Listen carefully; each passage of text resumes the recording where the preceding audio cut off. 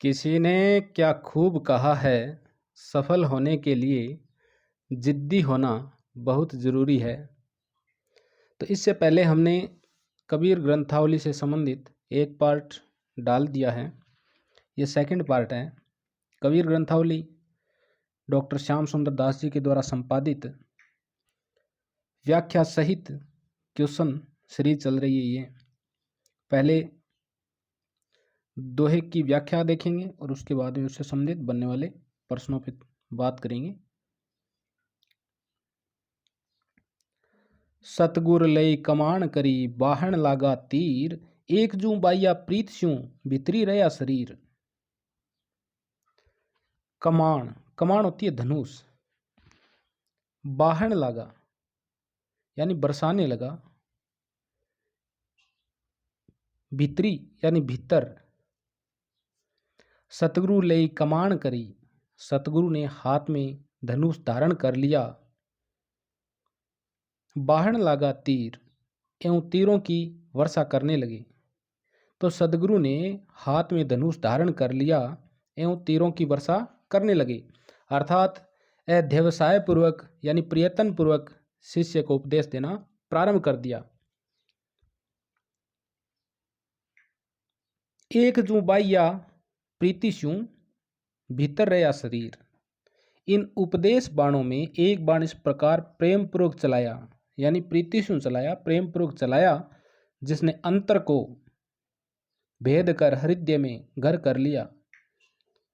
यानी हृदय तक बाण को पहुंचने के लिए मध्य के समस्त अंधावरण भेदने पड़े हैं, इसलिए वह हृदय में जाकर रह गया। यह बाण था प्रेम का। कैसा बाण था? प्रेम का बाण था। उपयुक्त दोहे में कमाण शब्द का क्या अर्थ है? दोहे में जो कमाण शब्द आया है उसका अर्थ क्या है? तो कमाण शब्द का अर्थ है धनुष। कौन सा अर्थ है? धनुष। उपयुक्त दोहे में बाहन लागा शब्द का क्या अर्थ है? बाहन लागा यानी बरसाने, बरसाने लगा। बाहन लगा यानी बरसाने लगा। कबीरदास जी के गुरु ने हाथ में क्या धारण कर लिया? तो कबीरदास जी के गुरु ने हाथ में क्या धारण कर लिया? सतगुरु लई कमाण करी, यानी सतगुरु ने धनुष धारण कर लिया। उपयुक्त दोहे में कौन सा रस है? सतगुरु लई कमाण करी बाहन लागा तीर, एक जू बाह्या प्रीति स्यूं भितरी रहा शरीर। इस दोहे में कौन सा रस है? तो भक्ति रस है। कौन सा रस है? भक्ति। इस दोहे में गुरु के द्वारा धनुष धारण करने एवं बाण चलाने का क्या अर्थ लगाया जाता है? धनुष धारण करने एवं बाण चलाने का अर्थ अध्यवसाय पूर्वक यानी प्रयत्न पूर्वक शिष्य को उपदेश देने से लगाया जाता है। उपयुक्त दोहे में कौन सा अलंकार है? तो दोहे में कौन सा अलंकार आया है? तो दोहे में रूप का स्योक्ति अलंकार आया है। कौन सा अलंकार आया है? रूप का स्योक्ति अलंकार। और रूप का स्योक्ति अलंकार कहाँ पे होता है? जब किसी पद में केवल उपमान या अप्रस्तुत पदार्थ का कथन किया जाता है और उसी से उपमेय का बोध होता है, तब वहां रूप का स्योक्ति अलंकार होता है। तो इस दोहे में कौन सा अलंकार आया है? रूप का त्योक्ति अलंकार आया है। दोहा नंबर 7। सतगुरु सांचा सूर्यवा शब्द जू बाह्या एक, लागत ही में मिल गया पड़या कलेजे छेक। सतगुरु सांचा सूर्यवा शब्द जू बाह्या एक, लागत ही में मिली गया पड़या कलेजे छेक। सूरवा, सूरवा होता है सूरमा यानी वीर। बाह्या, बाह्या यानी मारा। में अहंकार या आत्मज्ञान, अहंकार या आत्मज्ञान। सतगुरु सांचा सूर्यवा। तो कबीरदास जी कहते हैं कि सदगुरु सच्चे सूरवीर है। जिस प्रकार रणभूमि में सूर अपने विरोधी पक्ष को बाण वर्षा से परास्त कर देता है, शब्द जू बाह्या एक, उसी प्रकार सदगुरु ने सदगुरु रूपी सूर ने शब्द का बाण चलाया। लागत ही मैं मिली गया और उसके लगते ही मेरा मैं अर्थात अहंकार नष्ट हो गया, अथवा उसके लगते ही मेरा आत्मज्ञान से साक्षात्कार हो गया। पड़ा कलेजे छेक, और उस बाण के लगते ही हृदय में प्रेम की टेक का छिद्र हो गया। तात्पर्य यह है कि यह प्रेम उस सदगुरु के उपदेश रूपी बाण का ही परिणाम है। इस दोहे से संबंधित क्वेश्चन देखेंगे। उपयुक्त दोहे में सूरीवा, सच्चा सूरवा यानी सूरवा शब्द किसके लिए आया है, इसका अर्थ क्या है? तो इसका अर्थ है सूरमा, और दूसरा अर्थ अपन लगा सकते हैं वीर, सूरमा या वीर। शब्द जू बाहिया शब्द का क्या अर्थ है? शब्द जू बाहिया शब्द का क्या अर्थ है? यानी शब्दों के द्वारा मारना, यानी शब्द तीर, शब्द तीर। शब्द जू बाहिया शब्दों के द्वारा मारना या शब्द तीर। कबीर जी ने सच्चा सूरवीर किसे कहा है? तो कबीर जी ने सच्चा सूरवीर किसे कहा है? तो सदगुरु को कहा है। किसको? सदगुरु को। सदगुरु के उपदेश रूपी बाण के लगते ही क्या परिणाम निकला? तो सदगुरु के उपदेश रूपी बाण के लगते ही क्या परिणाम निकला? अहंकार नष्ट हो गया तथा हृदय में प्रेम का छिद्र हो गया।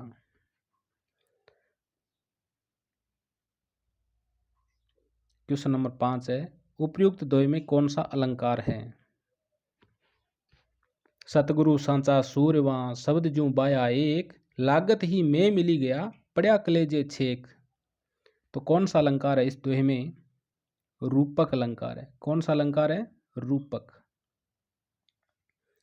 दोहा नंबर 8 है, सतगुरु मारिया बाण भरी, धरी करी सुधी मुट्ठी, अंगी उघाड़े लागिया, गई दवा शू फूटी।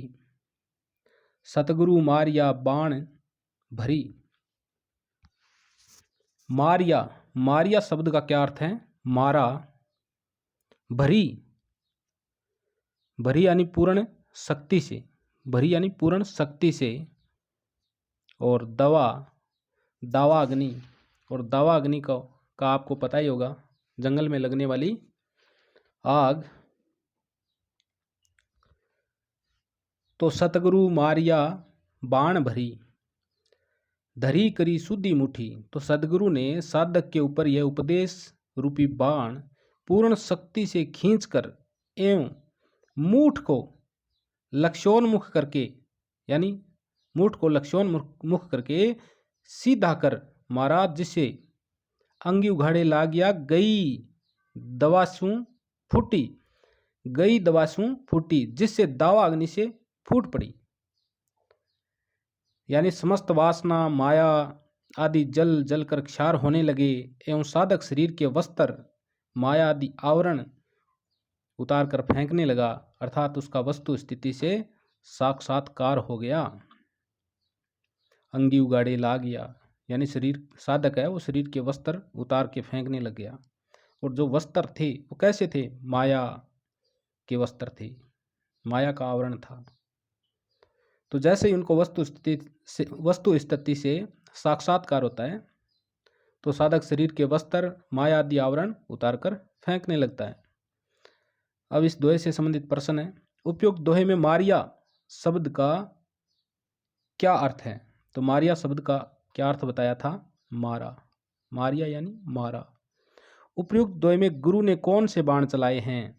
तो गुरु ने कौन से बाण चलाए हैं? तो गुरु ने उपदेश रूपी बाण चलाए हैं। कौन से? उपदेश रूपी बाण। दवा शब्द का क्या अर्थ है? दवा शब्द का अर्थ है दावाग्नि। और दावाग्नि कौन सी होती है? तो दावाग्नि होती है जंगल में लगने वाली आग। गई दवासू फूटी, गई दवासू फूटी पंक्ति का भावार्थ क्या है? यानी समस्त माया वासना आदि जल जल कर क्षार होने लगे। इस दोहे में कौन सा अलंकार है? इस दोहे में दो अलंकार आए हैं। दवा सूं दवा सूं यानी सतगुरु मारिया बाण भरी धरी करी सुधी मुठी अंगी उघाड़े लागिया गई दवा सूं फूटी यानी दावा अग्नि सी। तो यहाँ पर कौन सा अलंकार है? उपमा अलंकार है। और दूसरा अलंकार आया है रूपक अलंकार है इस दोहे में। दोहा नंबर 9 है, हंसे न बोले उन्मनी चंचल महला मारी कहे कबीर भीतरी विद्या सतगुरु के हथियार। हंसे न बोले उन्मनी चंचल मेला मारी कहे कबीर भीतरी विद्या सतगुरु के हथियारी। यहां पर री आएगा, हथियारी। उन्मनी, उन्मनी यानी योग की उत्पन्न दशा। उन्मनी होती है योग की उत्पन्न दशा, यानी उन्मनी अवस्था में क्या होता है? हठ योग या राजयोग की सिद्ध अवस्था होती है उन्मनी अवस्था, जिसमें मन समाधिस्थ होकर पहुंचता है। मेलहा, मेलहा शब्द का क्या अर्थ है? वृत्तियां। क्या अर्थ है? वृत्तियां। विधा, विधा यानी भेद दिया, विधा यानी भेद दिया। हंसे न बोले उन्मनी, हंसे न बोले उन्मनी चंचल मेला मारी, यानी योग की उन्मन दशा का वर्णन करते हुए कबीरदास जी कहते हैं कि मन की चंचल, मेला यानी वृत्तियों, मारी यानी मारकर, समाप्त कर, कि मन की चंचल वृत्तियों को समाप्त कर सदगुरु के उस उपदेश के यानी प्रेम रूपी बाण ने हृदय को भेद दिया है, जिसके परिणाम स्वरूप शिष्य न तो हंसता और न बोलता है, अर्थात सांसारिक हास विलास तथा राग विराग से अस्पृश्यकृत हो गया है। उसे राग विराग स्पृश नहीं कर सकते। हंसे न बोले उन्मनी चंचल मेला मारी कहे कबीर भीतरी विधा, भीतर से भेद दिया है सतगुरु के हथियारी। और सतगुरु का हथियार क्या है? उपदेश रूपी शब्द बाण है। तो योग की उत्पन्न दशा का वर्णन करते हुए कबीरदास जी कहते हैं कि मन की चंचल वृत्तियों को समाप्त कर सदगुरु के उपदेश के यानी प्रेम रूपी बाण ने हृदय को भेद दिया, परिणाम स्वरूप शिष्य न तो हंसता और न बोलता है। तो कौन सी दशा में पहुंच गया? वो उन्मनी दशा में पहुंचता है, अर्थात सांसारिक हास और विलास तथा राग और विराग से विरक्त हो जाता है। अब इस दोहे से संबंधित क्वेश्चन देखेंगे। उपयुक्त दोहे में उन्मनी शब्द का अर्थ है, तो उन्मनी शब्द का अर्थ क्या है? उन्मनी शब्द का अर्थ होता है उदास, और योग की उत्पन्न दशा। उन्मनी शब्द का क्या अर्थ होता है? उदास या योग की उत्पन्न दशा। उन्मनी अवस्था कौन सी होती है? तो उन्मनी अवस्था कौन सी होती है? उन्मनी हठयोग या राजयोग की सिद्ध अवस्था होती है, जिसमें मन समाधिस्थ होकर पहुंचता है। चंचल मेलहा शब्द का क्या अर्थ है? चंचल मेला, मेला होती है वृत्तियां, चंचल मेला चंचल वृत्तियां। चंचल मेला का क्या अर्थ होता है? चंचल वृत्तियां। सतगुरु के हथियारी, यहां हथियारी शब्द का क्या भावार्थ है? अर्थ अलग होता है, भावार्थ अलग होता है, ध्यान में रखना। अर्थ अलग होता है और भावार्थ अलग होता है। सतगुरु के हथियारी या हथियारी शब्द का भावार्थ क्या है? भावार्थ है उपदेश रूपी बाण। कौन से बाण है? उपदेश रूपी बाण के लिए आया है ये हथियारी। सतगुरु के हथियारी, हथियारी शब्द किसके लिए आया है? उपदेश रूपी बाण के लिए। उपयुक्त दोहे में विद्या शब्द का क्या अर्थ है? विधा यानी भेद दिया, विधा यानी भेद दिया। कहे कबीर भीतरी विदा, सतगुरु के हथियारी, यानी विधा, भेद दिया। इस दोहे में कौन सी शब्द शक्ति है? क्या क्वेश्चन है, बहुत शानदार क्वेश्चन है। इस दोहे में कौन सी शब्द शक्ति है? और अपना दोहा है, हंसे न बोले उन्मनी चंचल मेला मारी कहे कबीर भीतरी विधा सतगुरु के हथियारी। तो इसमें कौन सी शब्द शक्ति है, बताओ।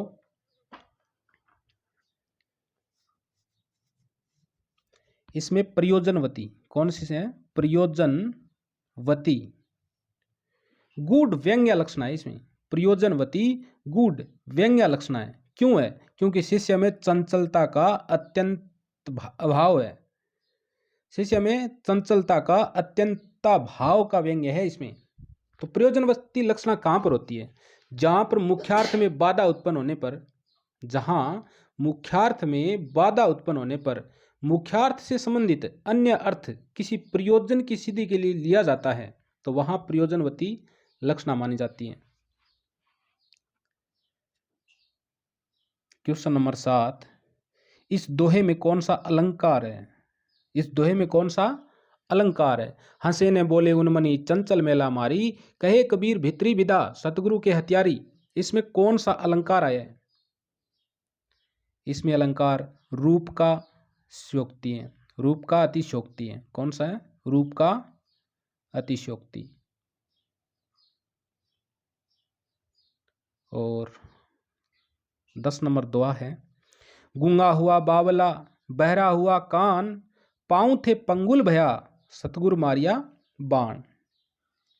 गूंगा हुआ बावला बहरा हुआ कान, पाँव थे पंगुल भया सतगुरु मारिया बाण। पाँव थे, पाँव थे का क्या अर्थ है? पैरों से। पंगुल, पंगुल यानी पंगु यानी लंगड़ा। मारिया यानी मारा।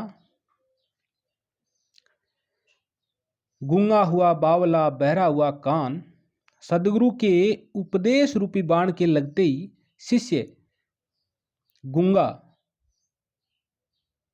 पागल, कानों से बहरा, पांव थे पंगुल, पैरों से लंगड़ा हो गया।